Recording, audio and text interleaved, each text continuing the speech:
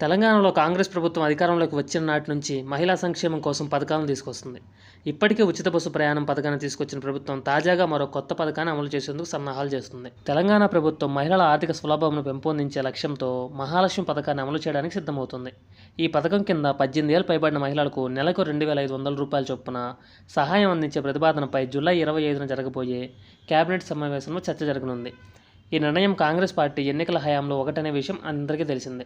ఇక ఈ పథకం రాష్ట్రంలోని గ్రామీణ, పట్టణ ప్రాంతాలలో ఆర్థికంగా వెనుకబడిన మహిళలకు ప్రయోజనం చేకూర్చేలా రూపకల్పన చేశారు.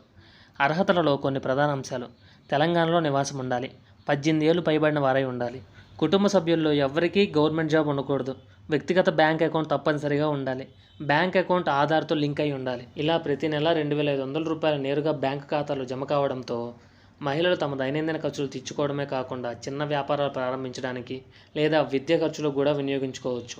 ఈ చర్య మహిళలకు ఆర్థిక భద్రతను అందించడమే కాకుండా కుటుంబాల్లో వారి పాత్రను మరింత బలపరచనుంది. అందులోనూ 18 ఏళ్లు నిండిన వారు కావడంతో ఉన్నత విద్యకు కూడా ఉపయోగపడుతుందని ప్రభుత్వం భావిస్తుంది.